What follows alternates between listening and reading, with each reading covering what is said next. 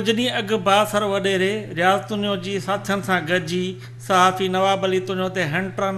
ऐं बेल्टनि सां सरेआम तशद्दुद जी वीडियो सोशल मीडिया ते वायरल थी आहे। सहाफ़ी ते तशद्दुद ऐं उहा वीडियो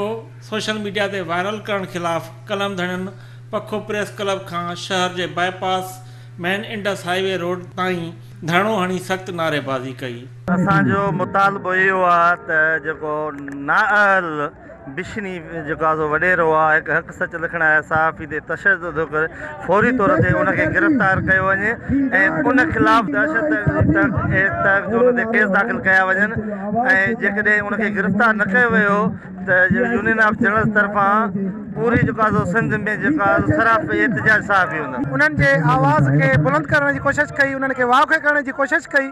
त उहे धमकियूं ॾींदा रहिया त तोखे न छॾींदासीं, पर मां उन्हनि खां कोन मुड़ियुसि। आख़िर ही नतीजो निकितो त हू मूंखे तज़लील जो ऐं तशद्दुद जो निशानो बणायो वियो,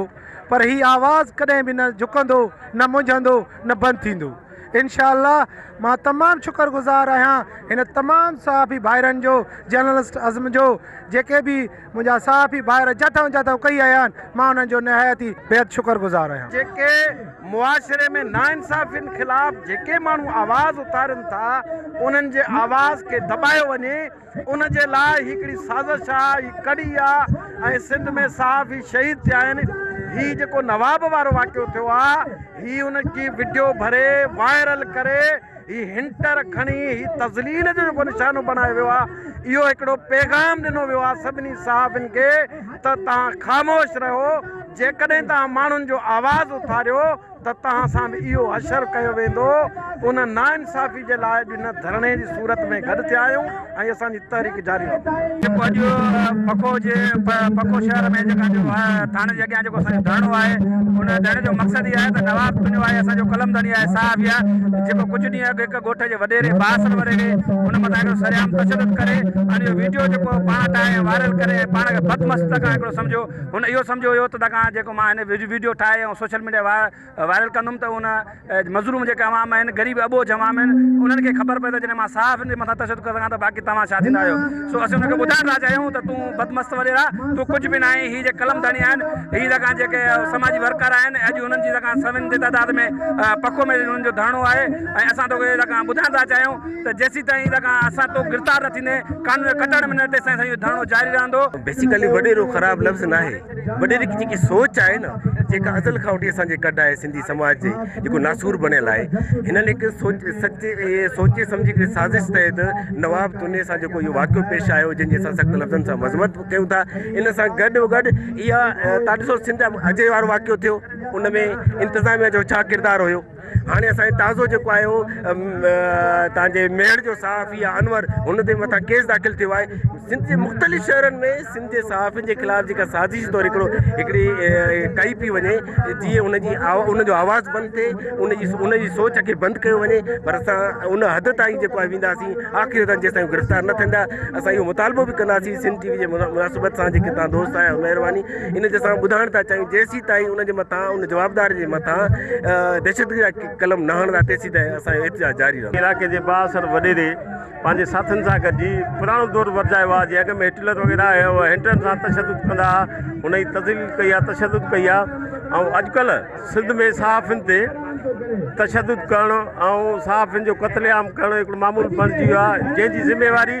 असां रियासत खे ॾियूं। हक़ सच लिखण वारनि खे क़त्ल करणु, शहीद करणु ऐं उन्हनि मथां जड़तू केस दाख़िल करणु ऐं जेके सहाफ़ियुनि खे क़त्ल था कनि, उन्हनि जी तज़लील था कनि ऐं उन्हनि जे ख़िलाफ़ कार्रवाई नथी कई वञे, उन में रियासत बि बराबरि जी जेको आहे ॾोही आहे। असांजो इहो ई मुतालबो आहे त नवाब तुने ते तशद्दुद जवाबदार खे फौरी तौरु गिरफ़्तार करे उन मथां दहशतगर्दी जा कलम लागू करे ऐं नाल SHO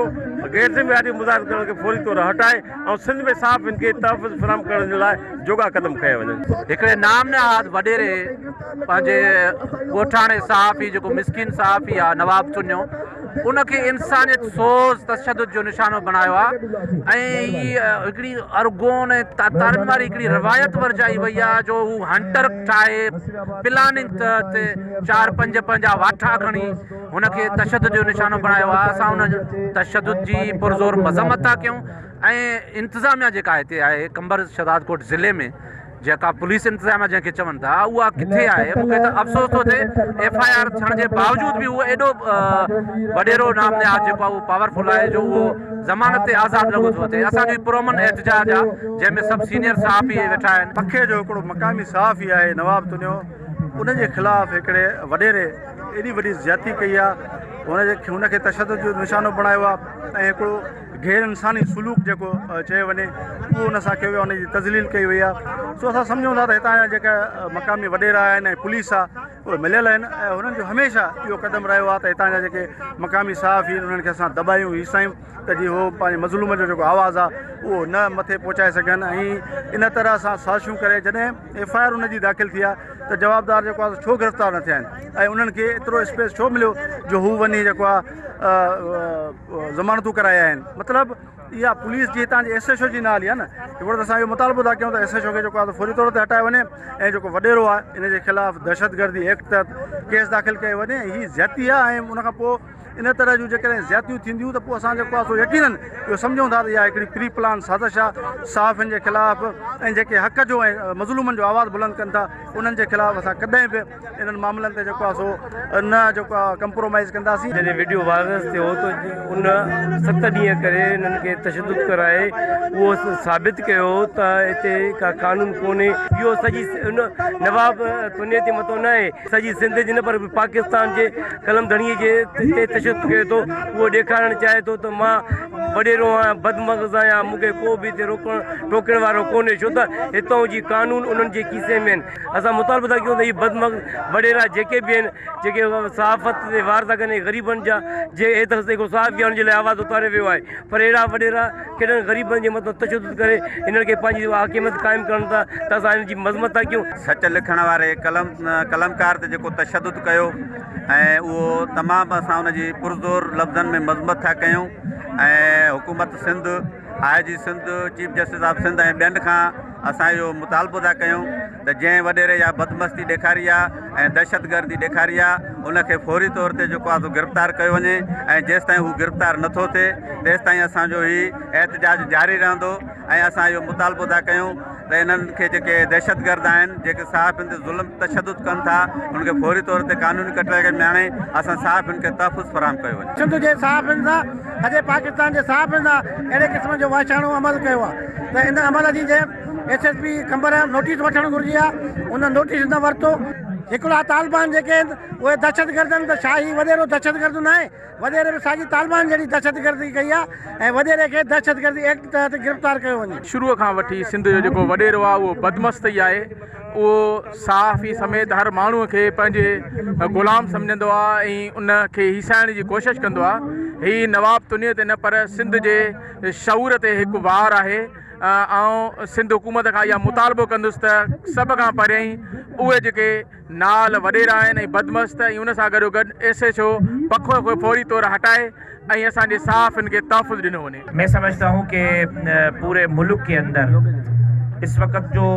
सहाफ़त पर कदगन लगाए जा रहे हैं, चाहे वो कदगन हुकूमत की तरफ से हों, चाहे वो कदगन किसी और ताकतवर फरीक की जानिब से हों या वो वडेरों, खानों, सरदारों और नवाबों की तरफ से हों, हम उसकी न सिर्फ सख्त लफ्ज़ों में मजम्मत करते हैं बल्कि इस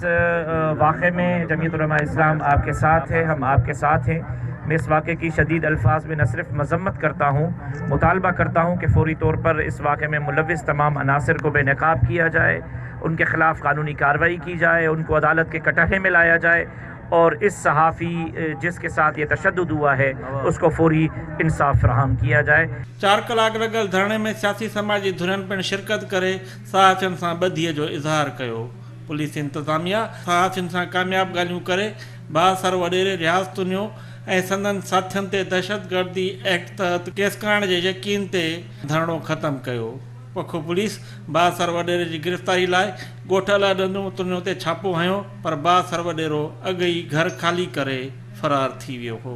वस वारनि ऐं ॿियनि खां उहा अपील कई आहे त जेको असांजी FIR आहे उहा ATC तहत कटी वञे। ॿी सूरत में समूरी जेका सिंध जी उहा सरपया एहतजाज हूंदी। कैमरामैन खान मोहम्मद चनो सां गॾु अली गुल मुगैरी, सिंध TV न्यूज़ पखो।